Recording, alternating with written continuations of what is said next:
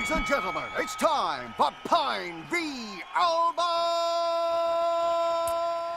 Good morning to you. Well, Bill Shorten will today outline the opposition's plans to right the economy, declaring he's willing to go to the too hard basket to repair the budget. Christopher Pyne and Anthony Albanese join me now. Good morning to you both. Good morning. Good morning, Sylvia. Too hard basket can only mean one thing, Anthony Albanese, and that's taxes. But GST is being spoken about this morning. The Herald Sun is discussing it in particular. Is the GST going to be raised by Labor? No, what Bill Shorten will be talking about today is the issue of inequality and the fact that inequality is at a 75-year high.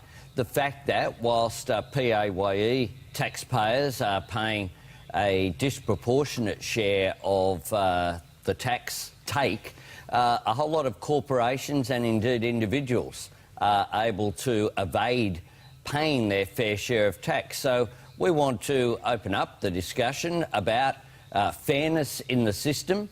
One of the things that we've already put on the table, of course, is capital gains tax and negative gearing issues. People said that was too hard as well, but we need to address it in terms of housing affordability. Increasing the tax rate, though, for the highest bracket is still on the table for Labor? No, well, wait and see. Today you'll see Bill Shorten's speech outlined there.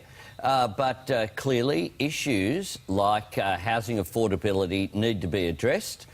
Labor is prepared to do that. We've already shown that that's the case. We want to be in a position whereby we're leading from opposition because someone's got to lead this country.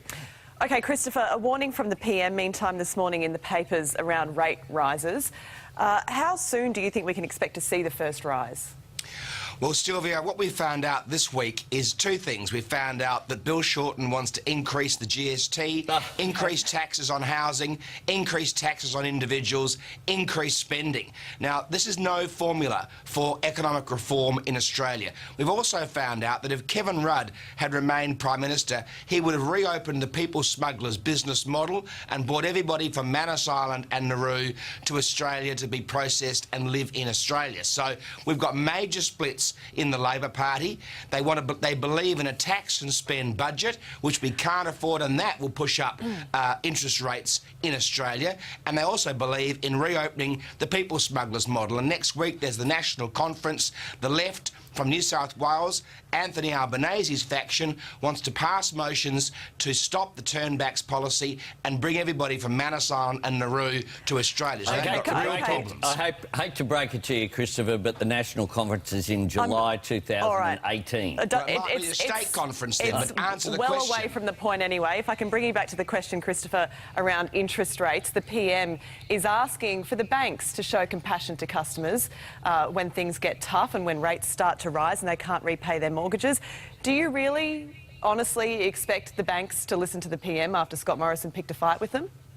Well, the most important thing we can do is have the policies in place that help keep interest rates low, and that's what this government has done. And we're not going to do that by increasing taxes, increasing spending and blowing out the budget deficit and debt, which is what Labor would do.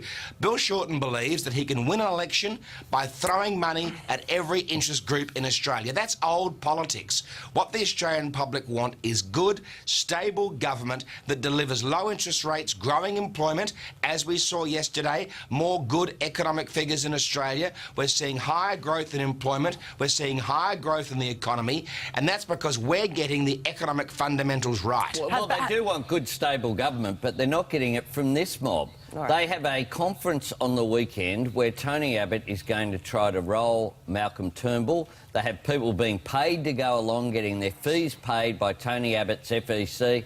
It's a cage fight, and it's taking Australia down with them. There's something about glass houses there, I think, Anthony, but we'll move on to the Prime Minister's announcement of a super ministry this week. Christopher, of course, this new Home Office, so-called Home Office, to fight terrorism. Peter Dutton will oversee this, of course. Christopher, what are the current failures of the current system? Well, what we've seen over the last 10 years is a shift in the way that terrorists are behaving. They're using, in many respects, our own technological breakthroughs on the internet, in communications, against us. And that's why we need to keep moving with the times.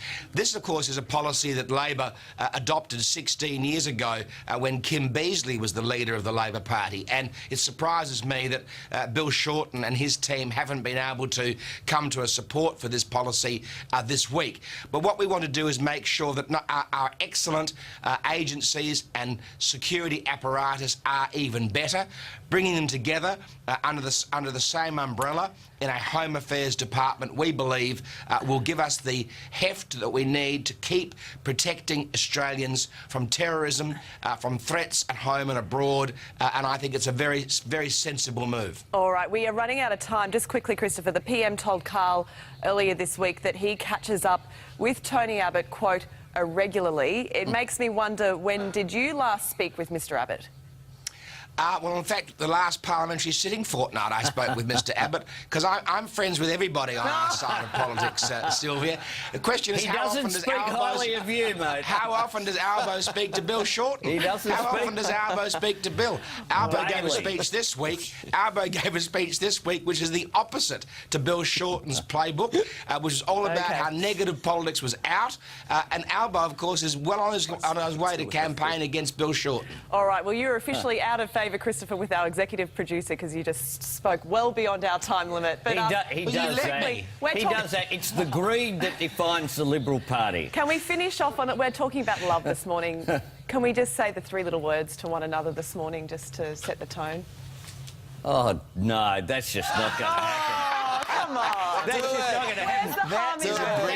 That would be a YouTube sensation, I know. I love today. Is that what you meant? I love everyone here in the studio. I love today. All right. Thank you, guys. We appreciate you loving today and waking up for today. I love Australian Ninja. I wake up with today. It's fantastic. I wake up with today and I give him my $10,000. When are me and Tiny going to get to go on Australian Ninja?